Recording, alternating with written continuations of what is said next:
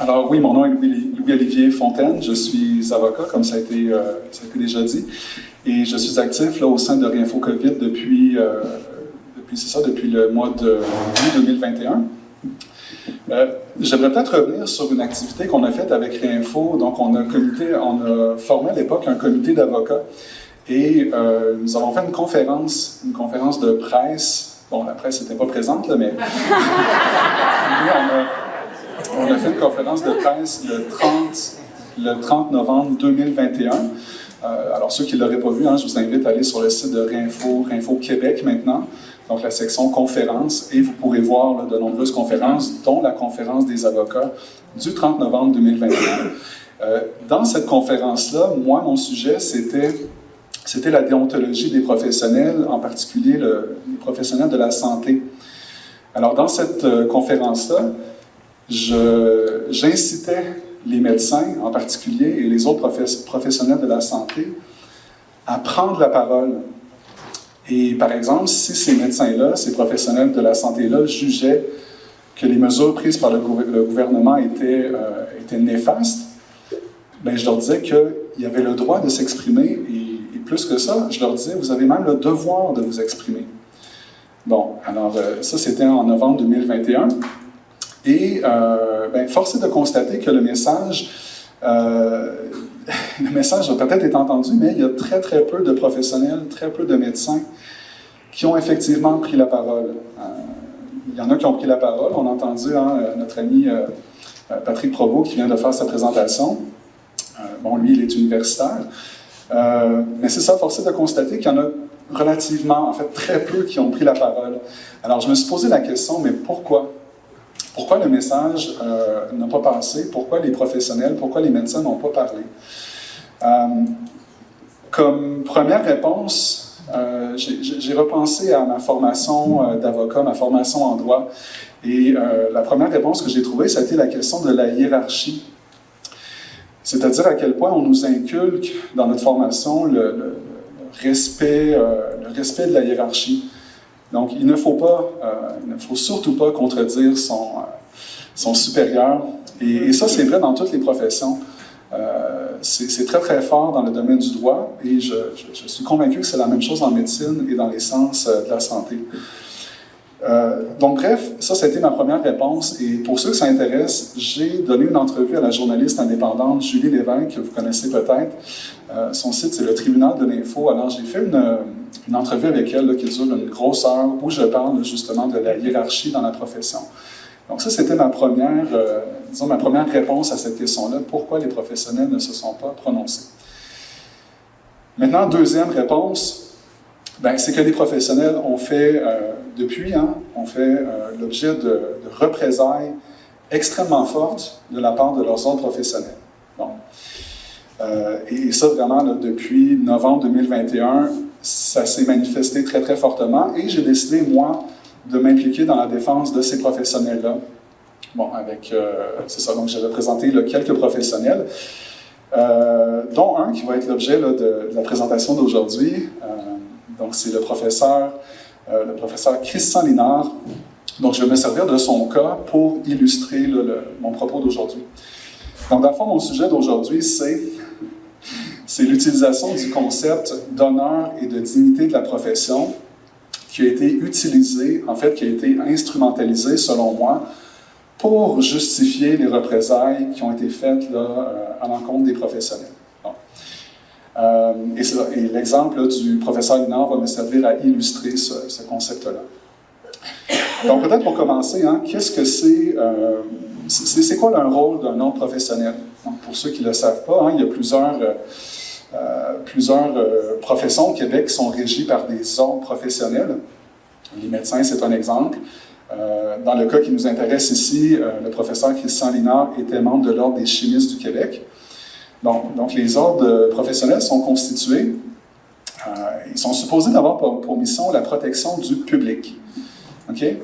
La protection du public, mais en particulier la protection du client, du professionnel. Donc, dans le cas d'un médecin, la protection de son patient. Dans le cas d'un chimiste, on peut penser à la protection du public qui va consommer, qui va utiliser les produits chimiques fabriqués par le chimiste, par exemple. Bon. Alors ça, c'est le principe. Maintenant, on a vu dans les dernières années, les autres professionnels, ils ont servi plutôt à faire de la répression par rapport aux professionnels là, qui ont osé critiquer le gouvernement ou critiquer le récit officiel des dernières années. Bon. Maintenant,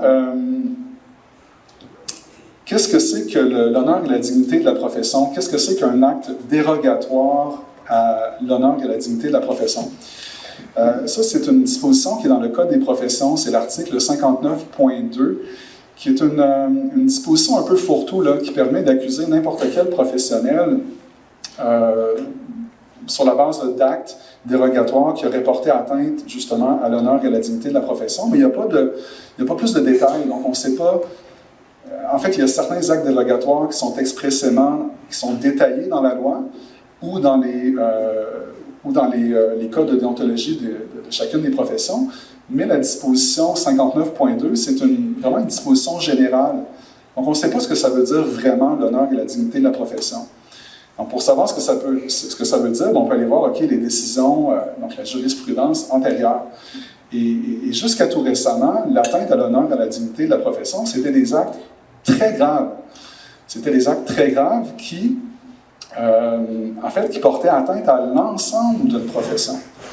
Donc, vraiment, il y a des actes exceptionnels. J'ai cherché des exemples, il y en a plusieurs. Je ne sais pas, si on prenait l'exemple d'un chimiste, un chimiste là, qui produit des drogues dans son sous-sol et qui les distribue dans une école, on peut penser que ça, c'est dérogatoire à l'image, à la réputation de l'entièreté de la profession de chimiste. Une autre chose, c'est que les hommes professionnels, ils régissent l'exercice de la profession, toujours en principe, là, ils doivent régir l'exercice de la profession par les professionnels. C'est-à-dire qu'ils ne vont pas aller s'immiscer dans la vie privée ou dans les autres sphères d'activité des professionnels. Ça, c'est le principe, puis jusqu'à tout récemment, c'est un principe qui était suivi là, dans la jurisprudence. Mais par exception, dans certains cas qui, justement, est l'atteinte à l'honneur et à la dignité de la profession, dans ces cas-là, le syndic d'un ordre professionnel peut aller s'immiscer dans les actes qui relèvent de la sphère privée du professionnel. Donc, c'est vraiment l'exception.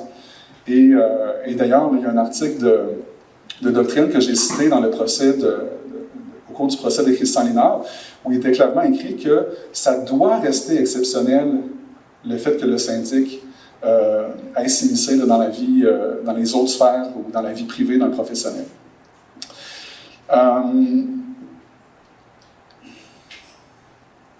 Oui, c'est ça. Et quand on parle de protection du public, pour moi, c'est très, très clair que la protection du public, c'est surtout pas la protection de la santé publique, c'est surtout pas non plus la protection du gouvernement, ou c'est pas la protection d'autres intérêts. C'est vraiment la protection du public, mais en particulier le public qui interagit avec le professionnel, donc le patient, par exemple.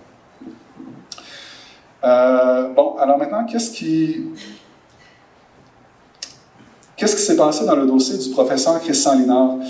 Alors, le professeur Christian Linard, donc c'est mon client, je l'ai représenté dans les audiences au fond de son dossier disciplinaire qui a eu lieu là, au début du mois de juin. Alors, on a fait 4 journées de procès. En passant, le professeur Christian Linard m'autorise à vous parler de son dossier aujourd'hui. Et aussi, là, je vais faire un petit disclaimer, une mise en garde. Donc, en tant qu'avocat, j'ai l'obligation de soutenir l'autorité des tribunaux.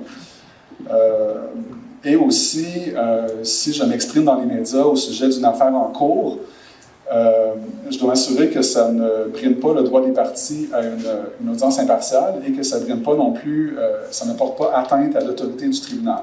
Donc, je veux insister sur le fait qu'on est en attente d'une décision, donc la décision sera rendue là, au cours des 3 prochains mois, et que j'ai bon espoir que nos arguments seront entendus et qu'on nous donnera raison et que le professeur Linard sera finalement déclaré innocent de tous les chefs d'accusation, tous les reproches qu'on lui fait.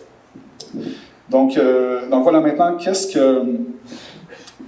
qu'on reproche au professeur Christian Linard? Premièrement, qui est le professeur Christian Linard? Pour ceux qui ne le connaîtraient pas, son dossier a été En fait, n'a pas été médiatisé là, comme celui de Patrick Provost, et le professeur Christian Lénard est peut-être aussi un peu plus discret. Donc, il est professeur au département de chiropratique de l'Université du Québec à Trois-Rivières. Il est professeur titulaire, il est là depuis, je me souviens plus d'une vingtaine d'années. Donc, professeur titulaire au département de chiropratique, c'est-à-dire qu'il enseigne à des étudiants au doctorat en chiropratique. Mais il a fait partie pendant plusieurs années, plusieurs décennies même, de l'Ordre des chimistes du Québec, et il avait une spécialisation, donc une spécialisation à l'intérieur de l'Ordre des chimistes, il y a la spécialisation en biochimie clinique. Donc, il était biochimiste clinique. Donc, il portait dans le fond deux chapeaux, donc le chapeau de professeur universitaire et le chapeau de professionnel. Bon.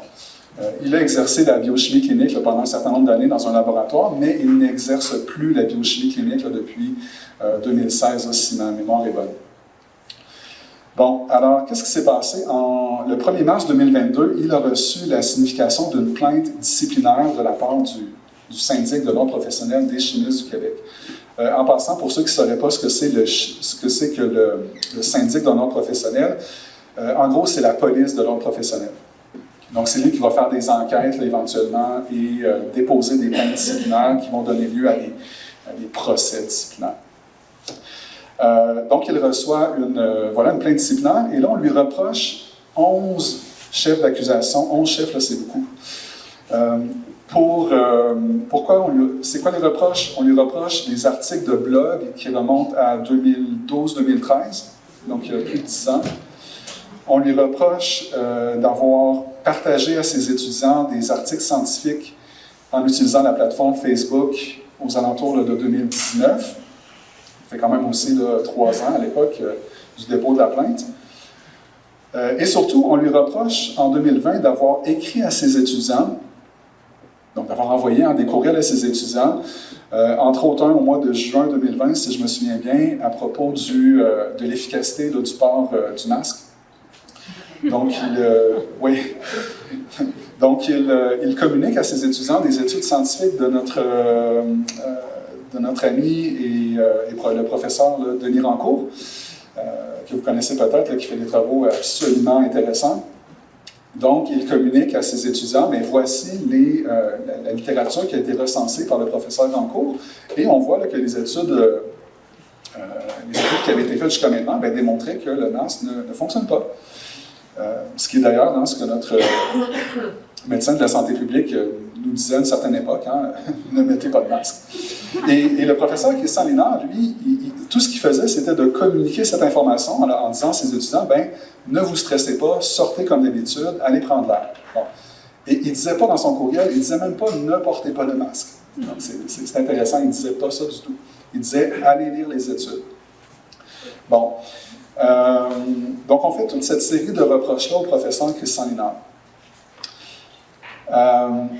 Il y a quand même une coïncidence assez intéressante, c'est que la plainte disciplinaire, elle est tombée le 1er mars 2022.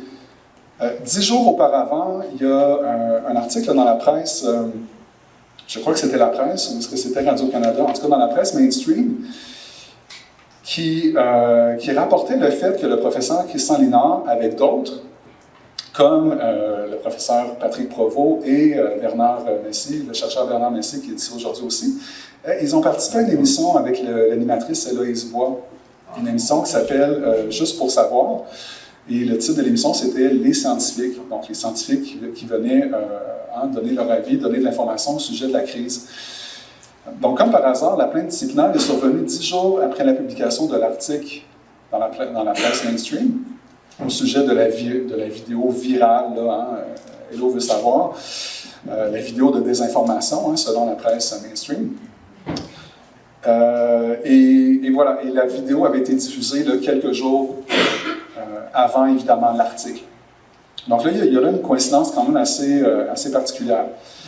Et il faut comprendre aussi que le professeur Christian Lénard avait démissionné de son ordre professionnel au moment de l'enregistrement de l'émission, en se disant, comme ça au moins, je garderai ma liberté d'expression et, espérons-le, je n'aurai pas de trouble avec l'ordre professionnel. Voilà, à sa grande surprise, c'est pas ça qui a arrêté le syndic de déposer une plainte pour les faits qui remontaient jusqu'à sa démission de l'ordre.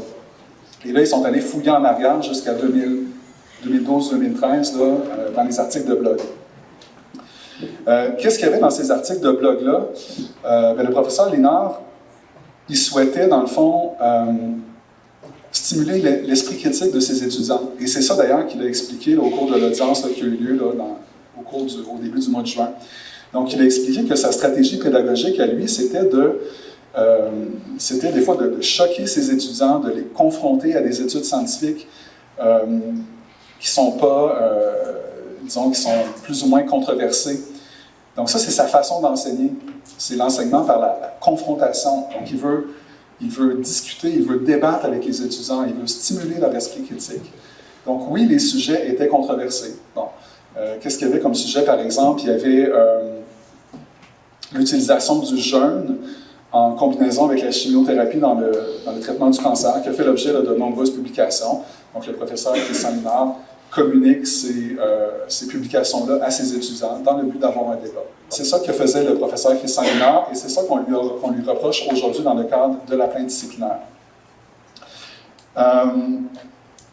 Maintenant, ce qui a été plaidé pour la défense du professeur Lénard, il y a plusieurs choses.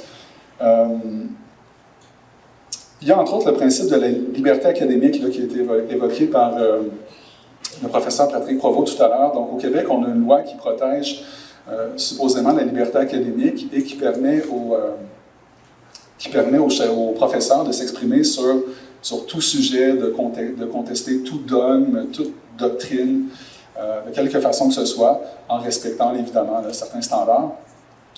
Donc, pour moi, ce qui est très très clair dans le dossier du professeur Christian Lénard, c'est que quand il s'adresse à ses étudiants et qu'il leur communique des études scientifiques, il fait ça à titre de professeur. Il ne fait pas ça à titre de biochimiste clinique. Donc ça, c'est un premier argument très très fort là, selon moi.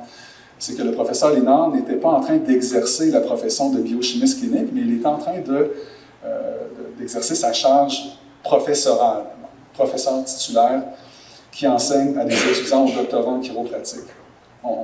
Donc, elle est où là-dedans, la protection du public? Là, moi, j'ai vraiment de la misère à le voir. Donc, ça, c'est un premier argument. Il n'est pas en train d'exercer la profession. Oui, puis évidemment, l'autre argument qui est le plus évident, c'est que dans la plainte disciplinaire, ce qu'on reproche au professeur Christian Lénard, c'est d'avoir fait telle affirmation, là, par exemple, je ne sais pas, le jeûne efficace dans la lutte contre le cancer. Et littéralement, là, ce qui est écrit dans la plainte, c'est alors que cette affirmation-là n'est pas soutenue par la littérature scientifique. Bon. Moi, je trouve ça problématique parce que ce qu'il faisait le professeur Lénard, c'est qu'il transmettait une étude scientifique à ses étudiants. Et là, dans la plainte disciplinaire, on lui dit « Votre affirmation n'est pas soutenue par la littérature scientifique. » Alors moi, la question que je pose, que j'ai posée là, durant la plaidoirie, c'est mais qu'est-ce qu'il veut dire le syndic par la littérature scientifique? Comme si la littérature scientifique, c'était un espèce de bloc homogène, là, où tout le monde est d'accord, puis un espèce de bloc là, immuable, homogène. Ben non, évidemment que c'est pas ça. N'importe qui connaît moindrement la science, il sait que c'est pas ça la science. Donc, pour moi, à sa face même, le dossier ne tient pas la route. Donc, on prétend que les affirmations ne sont pas soutenues par la littérature scientifique, alors que n'importe qui prend les études et puis qui les lit, il comprend que l'affirmation, elle est supportée par au moins une certaine littérature scientifique. Ah, mais là, qu'est-ce qu'il voulait dire le syndic? Est-ce qu'il voulait dire qu'il n'est pas supporté par le consensus scientifique? Alors là, j'ai insisté là-dessus en plaidoirie, donc j'ai dit que la notion de consensus scientifique, c'était une notion qui était dans une certaine mesure fallacieuse, parce qu'un consensus, c'est quoi? Il peut y avoir un consensus parmi les chercheurs qui sont subventionnés par une industrie, puis un autre consensus parmi les chercheurs indépendants. C'est quoi un consensus? Le consensus peut évoluer. Mais j'ai vu là, les froncements de sourcils là, du conseil de discipline quand j'ai dit ça. Parce que pour eux, et là, la présidente m'a posé la question, elle m'a dit, oui, mais là, Maître Fontaine, si le gouvernement doit prendre des décisions, là, il doit bien se fier à un consensus. Là, je n'ai pas voulu embarquer là-dedans parce que ce qu'on sait très bien, en tout cas ce que moi je sais très bien, c'est que le gouvernement est allé à l'encontre du certains consensus qui existaient et qui étaient dans les plans de préparation pandémique que j'ai lus en passant. Hein. J'ai lu le plan du Québec, j'ai lu le plan fédéral, j'ai lu le plan du Royaume-Uni. Et il n'y a aucun plan qui comportait les mesures qu'on a vécues dans les dernières années. Aucun. Port du masque, niet, confinement, zéro. Au contraire, le plan du Royaume-Uni disait qu'il ne fallait pas confiner la population, qu'il ne fallait pas éviter les événements, les grands rassemblements. Je veux dire, c'est n'importe qui peut aller lire ça. Bref, j'ai insisté beaucoup sur ça, sur le fait qu'à sa face même, le dossier ne tient pas la route. Le syndic est allé chercher un expert. Il est allé chercher un expert. Il est allé chercher où? Il est allé chercher à l'Université Laval. Il n'est pas allé chercher le concierge de l'Université Laval, il est allé chercher le numéro 2 de l'Université Laval, le vice-recteur exécutif, un dénommé André Darvaux, qui est le responsable, entre autres, des finances de l'université, qui nous a confirmé. Oui, j'entends des réactions, mais c'est drôle parce que quand tout ça a été révélé là, durant l'audience, encore là, c'était des froncements de sourcils, puis mon confrère a même dit, je ne sais pas où que mon confrère veut aller avec ces théories-là, là. Et là, j'ai répondu, j'ai dit, je pense que mon confrère voulait dire des théories du complot, là. Donc pour eux, il y a l'air d'avoir aucun problème avec ça, qu'on ait un professeur de l'Université Laval qui vienne agir en tant qu'expert, un gars qui est plugué, mais qui trempe dans je veux dire, qui est impliqué avec l'industrie pharmaceutique, entre autres, au sein d'un comité, le CSDM, un comité là, qui est responsable du financement de projets de développement de vaccins et de médicaments là, en partenariat avec le gouvernement et l'industrie pharmaceutique. Donc, le type est complètement impliqué avec l'industrie et avec, évidemment, la très haute direction, numéro 2 de l'Université Laval. Donc, c'est ça. Donc, ça n'avait pas l'air de déranger le conseil de discipline. Nous, on a choisi de ne pas engager d'experts, premièrement, parce qu'il n'aurait pas fallu en engager un, mais il aurait fallu en engager 11, parce que chacun des sujets portait sur un domaine de la science différent. Donc, si on parle, par exemple, du jeûne dans le traitement pour le cancer, bien, ça prend un expert du cancer. Si on parle de la vaccination contre l'hépatite B, bien, ça prend un expert en vaccinologie. Donc, il n'était pas question d'engager 10 experts. Et de toute façon, comme je vous disais, à sa face même, le dossier ne tient pas la route. En fait, il ne tient tellement pas la route que si je remonte en arrière, à l'époque, je collaborais avec une autre avocate, le maître Myriam Bohémier, et nous avons fait ensemble, à l'époque, une demande en rejet du recours. Parce que pour nous, le recours était carrément abusif. Donc, on a fait 3 jours de procès à l'automne 2022 pour essayer de démontrer que la poursuite était abusive et qu'elle était même une poursuite bâillon. Malheureusement, sans succès, là, donc nos arguments, là, par exemple, en lien avec la poursuite bâillon, ça a été complètement rejeté du revers de la main là, par le conseil de discipline, qui nous a dit que ça ne s'appliquait pas en la matière. Donc, ça a été très décevant. J'ai le droit aussi de critiquer des décisions. Donc voilà, c'est un peu ça l'affaire. J'ai aussi insisté évidemment sur les droits fondamentaux, hein. Donc le droit à la liberté d'expression, le droit à la liberté d'opinion. Je veux dire, si aujourd'hui les universitaires et les professionnels n'ont plus droit à leurs opinions, puis qu'ils font que répéter ce que dit la santé publique, ben ça augure mal. Donc j'ai insisté en plaidoirie sur tous ces aspects-là. On reprochait aussi au professeur Christian Linard de manquer de modération, de ne pas avoir agi avec modération. Et parce que c'est vrai que dans le cas de déontologie des chimistes, il est écrit que le chimiste doit, dans ses relations avec les confrères, avec le public, agir avec modération, courtoisie, objectivité, etc. Et dans le fond, c'est ça qu'on lui reproche aussi, d'avoir manqué de modération. Ben, moi, la question que j'ai envie de poser, c'est, je veux dire, jusqu'à quel point un professionnel doit faire preuve de modération? Je veux dire, quand un professionnel voit les choses qui ont vraiment pas d'allure, qu'il n'y a absolument aucune justification scientifique à toutes sortes de mesures qui nous sont imposées, ben, jusqu'où on doit faire preuve de modération? Puis la modération, ça s'applique comment? Ça s'applique quand? Moi, je pense que la modération, c'est dans la relation avec mettons, un professionnel avec son patient. c'est pas la relation entre un professeur et ses étudiants, parce qu'il faut bien comprendre, et je ne sais pas si j'ai peut-être pas assez insisté là-dessus, mais tout ce que faisait le professeur Linard, le blog, les communications sur Facebook, c'était adressé à ses étudiants, c'était pas adressé au grand public. Donc on lui reproche d'avoir manqué de modération. Je trouve ça quand même tiré par les cheveux. Je voulais terminer sur une conclusion positive, c'est pas évident, parce que je me demande jusqu'à quel point on doit... J'ai l'obligation de soutenir, évidemment, l'autorité des tribunaux, mais des fois, je me demande jusqu'à quel point... parce que quand on voit des choses comme ça, moi, ça me choque beaucoup. En fait, moi, je n'étais pas un avocat qui faisait du droit disciplinaire. J'ai fait ça parce que c'était une des plus grosses injustices que j'ai jamais vues de ma vie. Je me suis dit, ça n'a tellement pas d'allure, puis il n'y a pas d'avocats qui font ça. Au contraire, les avocats vont dire à leurs clients, vous devriez plaider coupable parce que c'est vrai que ce que vous avez fait, c'est pas mal grave.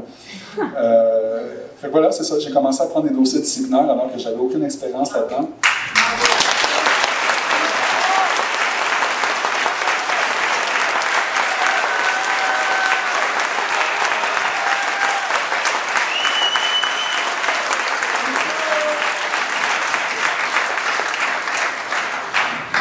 Donc, pour la conclusion positive, ça va venir. J'ai repensé à une citation en fait, au premier mot de l'ouvrage de Charles Dickens, A Tales of Two Cities. Donc, c'est une histoire qui se passe donc entre Paris et Londres au courant de la Révolution française. Et le roman commence par « It was the worst of times. It was the best of times. » Et je me suis dit, dans la traduction, hein, c'était le pire des temps, mais en même temps, c'était le meilleur des temps. Et je pense que c'est un peu ça qu'on est en train de vivre aujourd'hui. On est en train de vivre peut-être le pire des temps, mais en même temps, ça nous a obligés à sortir de notre zone de confort. Moi, je ne suis pas quelqu'un qui a une propension à me mettre comme ça sur la scène. Je pense que c'est la première fois là, que je fais une présentation devant une foule aussi nombreuse. Donc on voit en même temps le pire chez les gens, mais aussi on voit le meilleur. Et là, je ne parle pas de moi, mais de façon générale, on a pu voir le meilleur chez certaines personnes, donc des gens qu'on pensait pas, hein, qui sont devenus, qui se sont mis à prendre la parole, qui ont fait des actions très très fortes, très très positives. Donc, c'est là-dessus que j'ai envie de conclure. Donc, on est dans une période très critique, mais en même temps, on a une opportunité de faire, de mettre en pratique toutes nos qualités. Alors, je vous encourage tous et chacun à utiliser cette opportunité-là pour vous dépasser, pour vous mettre en lien avec des personnes, peut-être pour même reconnecter avec des gens avec qui vous avez perdu contact. Alors, voilà, je vais terminer là-dessus. Merci à tous pour votre attention.